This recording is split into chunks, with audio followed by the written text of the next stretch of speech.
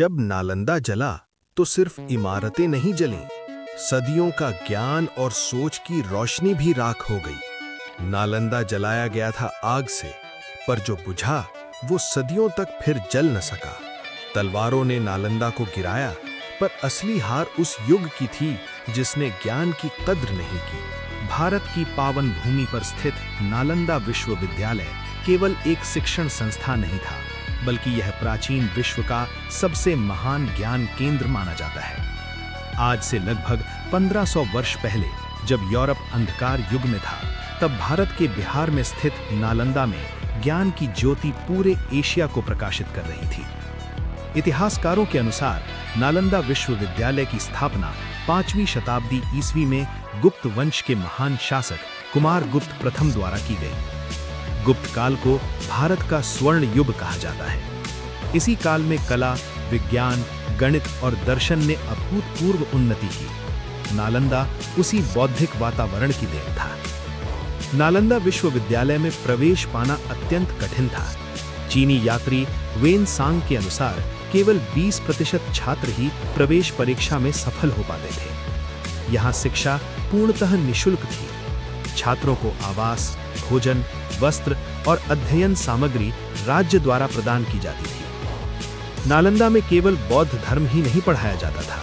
यहाँ वेद, उपनिषद, न्याय, व्याकरण, आयुर्वेद, खगोल विज्ञान, गणित, दर्शन और चिकित्सा जैसे विषय पढ़ाए जाते थे। यह विश्वविद्यालय बहुविषयक शिक्षा का उत्कृष्ट उदाहरण था। नालंदा की ख्याति इतनी व्यापक थी कि चीन, कोरिया, जापान, तिब्बत, मंगोलिया और दक्षिण पूर्व एशिया से हजारों छात्र यहाँ अध्ययन के लिए आते थे।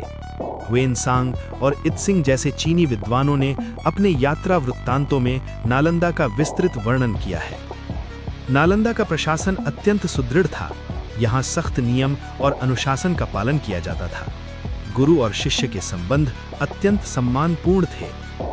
12वीं शताब्दी के अंत में मोहम्मद बख्तियार खिलजी ने बिहार और बंगाल पर आक्रमण किया।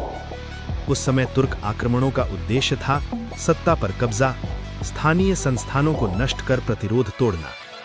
नालंदा एक विशाल और प्रसिद्ध ज्ञान केंद्र था, इसलिए वो प्रतीकात्मक लक्ष्य बन गया। खिलजी की सेना अचानक नालंदा पहुंची। हजारों भिक्षु और छात्र मारे गए। कई विद्वान भागने को मजबूर हुए। इमारतों में आग लगा दी गई और फिर आग पहुंची नालंदा के हृदय तक, धर्मगंज पुस्तकालय। धर्मगंज पुस्तकालय 3 विशाल भवनों में फैला था। रत्न सागर, रत्नोदधि, रत्न रंजक। यहाँ लाखों ग्रंथ थे जो सदियों के ज्ञान को संजोए हुए थे।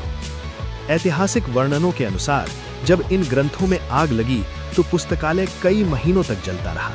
उस आग में केवल कागज नहीं जले, पूरी की पूरी ज्ञान परंपरा जल गई। बचे हुए भिक्षु नेपाल और तिब्बत चले गए। शिक्षा व्यवस्था पूरी तरह टूट गई। राजकीय संरक्षण समाप्त हो गया। धीरे धीरे नालंदा वीरान हो गया। जहां कभी मंत्रोच्चार और ज्ञान की गूंज थी, वहां केवल खंडहर रह गए।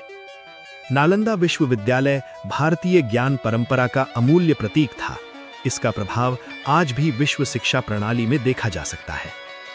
आधुनिक नालंदा विश्वविद्यालय उसी गौरवशाली विरासत को पुनर्जीवित करने का प्रयास है।